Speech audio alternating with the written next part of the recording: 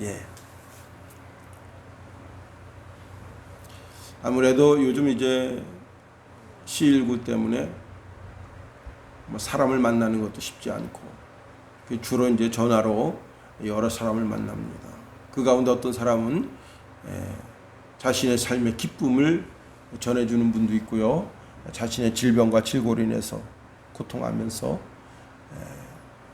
자기의 울음 섞인 그런 언어를 저한테 줄 때도 있습니다.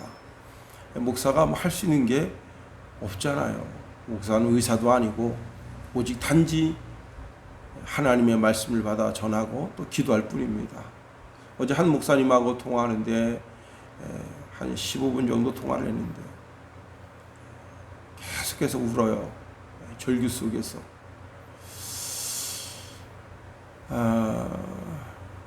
통화가 거의 불가능하고 그래서 제가 이제 마지막으로 기도를 해드렸습니다. 아직 젊은 나이인데, 저보다도 어린데, 삶의 무게가 너무 무겁고, 또 의사가 이제 마음을 다잡으라 아마 이렇게 이야기한 것 같아요. 그래서 참 마음이 무겁고, 히스기야가 죽을 병에 걸렸다가 정말 하나님께 대성통곡하며 울며 기도해서 15년 연장받았다. 그런 역사가 있었으면 하는 마음이 간절합니다.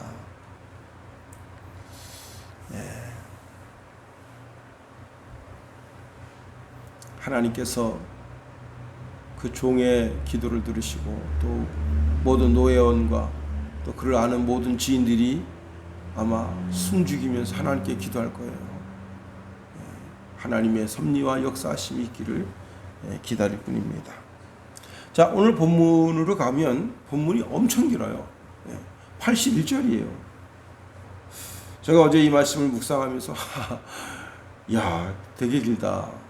근데 오늘 본문의 주된 지파가 레위 지파잖아요.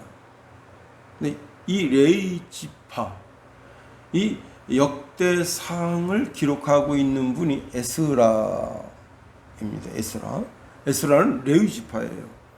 자, 그러니까 그 어떤 지파보다도 레위 지파를 잘 알고 있죠. 자기 지파니까. 그리고 그래서 그 자기가 잘 아는 것을 소상하게 기록할 수 있게 된 거예요. 그리고 우리가 쭉 읽다 보니까 뭘 느끼게 됩니까? 그 레위 지파가 전부 12지파에게 나뉘어져서 12지파 속에 들어가 살고 있게 되는 것을 알게 됩니다. 성전에서 성전의 직무를 감당하는 분들은 그렇게 많지 않아요. 레위 지파지만 많은 레위 사람들이 모든 지파 속에 들어가 살게 되고 그들의 옆에서 초원을 차지하고 거기서 이제 양을 기르면서 그렇게 살아가고 있는 것을 오늘 본문의 하반부의 말씀을 통해서 알게 됩니다. 그 레위는 누구냐? 야곱의 셋째 아들이에요. 근데 레위의 형제가 있는데 그 사람이 시몬입니다. 레위와 시몬. 이 레위와 시몬은요, 창세기 말씀을 추적해 가다 보면 뭘 느끼게 되냐면 이제 그 동생 디나가 세겜성 축제 때 거기 뚫레 갔다가 그만 세겜성 족장인 세겜에게 성폭행을 당하게 됩니다. 그리고 세겜은 그 이유를 빈미로 해서 이제 이 디나를 자기 아내로 달라 합니다. 그때 이 레위와 시몬이 가서 너들이 우리랑 통혼할 수 있으려면 할례를 행해야 된다. 이 할례가 뭐예요? 하나님이 이스라엘 백성들에게만 준 아주 독특한 의식이죠. 남자의 성기의 표피를 잘라내서 하나님의 백성 됐다고 하는 표식을 거기다 하는 거예요. 그런데 그걸 교묘하게 이용해서 자기의 정치적 경제적, 군사적 이런 보복으로 사용하면 되겠어요? 자기의 마음의 응어리를 풀기 위해서 하나님의 귀한 거룩한 의식을 거기 사용하면 되겠냐 말이에요. 근데 레위와 시몬은 그런 짓을 한 겁니다. 그래서 세겜성에다가 너들이 할례를 받으면 우리랑 통혼할 수 있다. 근데 세겜이 가만히 보니까 세겜성 안에서 약탈하면서 살았는데 야곱을 보니까 야곱의 12아들이 전 들녘에서 양을 치는데 양떼가 어마어마해요. 그 자산이 결혼 한 번 잘하면 큰 회장님 사위 되는구나. 어마어마한 대재벌의 회장님의 사위가 된다. 그래서 그 부족 전 주민들을 다 설득했어요. 우리가 할례를 행하자. 그리고 야곱과 그 자식들과 통혼하자. 그러면 저들의 재산이 다 우리 거 될 거 아니냐. 그래서 설득해서 할례를 하고 3일 되었을 때 레위와 시몬이 그 종놈들을 데리고 들어가서 그 레위 이 세겜성에 있는 모든 남자를 다 돌이켰어요. 다 죽여버렸어요. 그것이 창세기 34장 25절에서 31절 내용입니다. 큰일 났어요. 큰일 났어. 왜? 자, 이 주변 성들은 다 서로 동맹을 맺고 있어요. 우리나라가 이제 그 한미 동맹을 맺고 있잖아요. 그죠? 그래서 외세로부터 뭐 북한이나 중국이나 일본이나 러시아나 뭐 프랑스나 영국이나 어떤 나라로부터 우리가 공격을 받으면 군사적 공격을 받으면 미국이 즉각적으로 우리를 보호해 주기 위해서 개입해야 되는 거예요. 그런 동맹을 맺고 있어요. 그런 것처럼 이 세겜성은 세겜성 주위에 있는 성과 그런 동맹을 맺고 있어요. 그런데 이 야곱의 기세가 보통이 아니에요. 그러니까 함부로 못 대드는 것 뿐이에요. 그렇게 너무 황망하고 두려워할 때 하나님의 말씀이 임합니다. 베델로 올라가서 거기서 제단을 쌓아 나에게 예배하라. 그래서 하나님의 음성을 듣고 그들이 이제 모든 우상, 손에다가 끼는 반지 속에도 우상이 들어있고 목걸이 속에도 귀걸이, 하여튼 별의별 것에 다 우상인데 우상을 상징하는 모든 것 다 버려라. 그래서 그걸 상수리 나무에 아래 묶고는 그리고 베델로 올라가서 거기서 하나님께 예배합니다.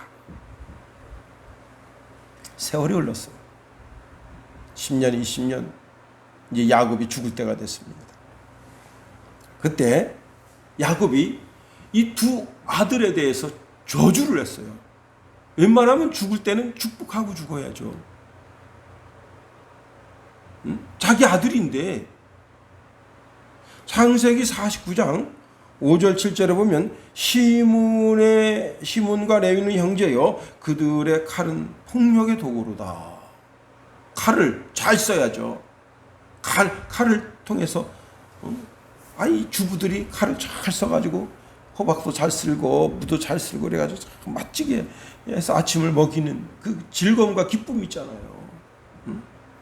또 칼을 잘 써야죠. 농부가 칼을 잘 써서 잡초를 다 제거하고 식물들을 잘 자라게 해야 되죠.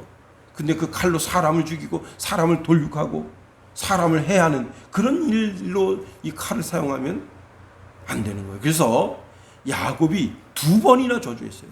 시몬과 레위를. 7절에 보면 이렇게 말하고 있습니다. 그 노염이 혹독하니 저주를 받을 것이요 분기가 맹렬하니 저주를 받을 것이라.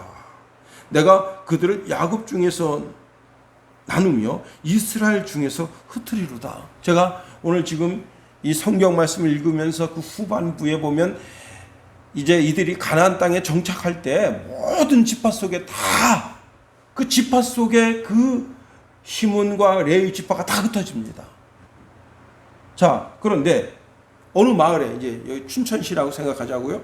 춘천시에 많은 동이 있잖아요. 효자동도 있고 석사동도 있고 뭐 후평동 동이 있는데 그 동에 그 레위 자손들이 이렇게 같이 들어와서 사는데 후평동도 1동, 2동, 3동 이렇게 동이 있으면 뭐 1동에는 레위 사람이 와서 산다든가 그런 게 아니에요. 뭐냐면 그 후평동에 들어와서 그 지파 사람들, 후평동에 살고 있는 사람들 속에 흩어져 있는 거예요, 또. 그러니까 어떻게 돼요? 힘을 못 쓰는 거야. 네, 시몬도 그렇고 레위도 그렇고. 근데 시몬 지파는 다 종으로 살아요. 능력이 없어서. 그렇게 될 거라고 야곱이 예언을 한 겁니다. 참, 그 시몬과 레위를 향한 저주의 핵심이 이거예요.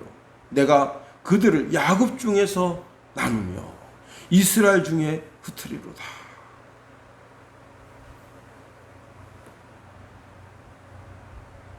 자, 시몬 지파나 레위 지파나 다 같이 저주를 받았어. 아니, 웬만하면 돌아가실 때 좋은 말만 하고 돌아가시지. 자, 레위 자손들이, 시몬 자손들이 시간이 지납니다. 그런데 뭘 가지고 있는 거예요? 이스라엘인 야곱이 죽으면서 유언한 유언이 있어. 우리 아버님은, 우리 할아버님은, 우리 증주부님은, 우리 고조부님은, 우리 조상인 레위님은 그렇게 못된 세겜성 사람들 다 죽이는 그런 살인마 짓을 했구나. 예. 자, 디나가 성폭행 당한 것과 살인과 어떤 게 더 큽니까? 살인이 더 크죠.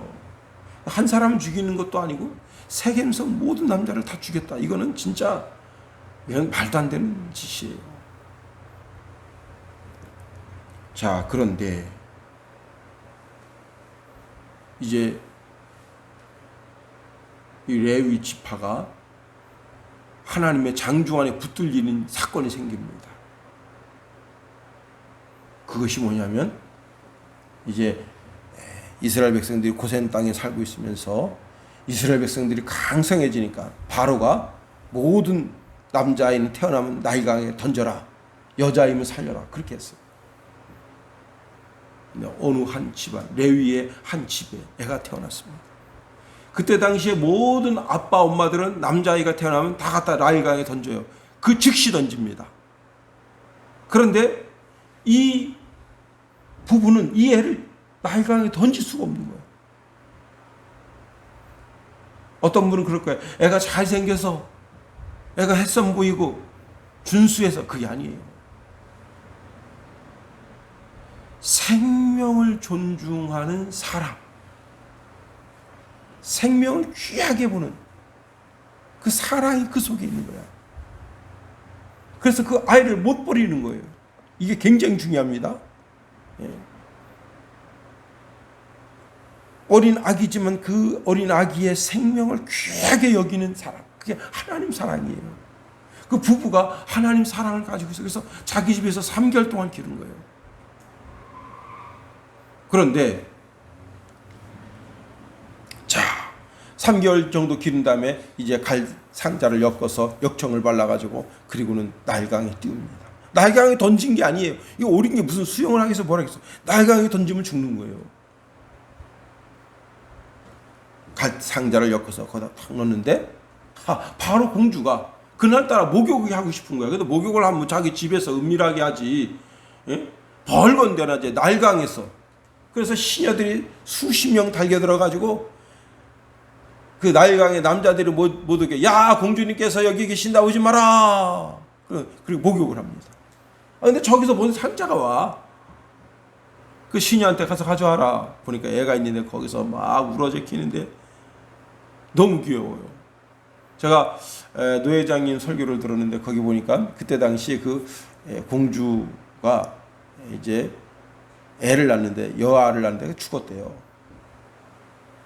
그래가지고 그 어린 애기에 대한 어떤 그런 애착, 그런 게 있는데 모세를 보니까 이거 하나님 주신 거구나.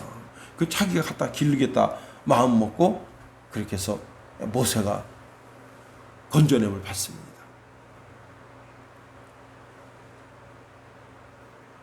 이제 모세가 호렙산에서 하나님의 사명을 받고 이스라엘 백성을 출애굽을 시킵니다. 출애굽하는 여정 가운데 하나님께서 이제 이스라엘 백성들에게 십계명을 주시기 위해서 시내 산으로 모세를 불러 올려요. 그때 아론이 백성들이 막 충동질해 가지고 송아지 신상을 만들게 됩니다. 그래서 하나님께서 모세에게 말씀하시죠. 야, 너 백성.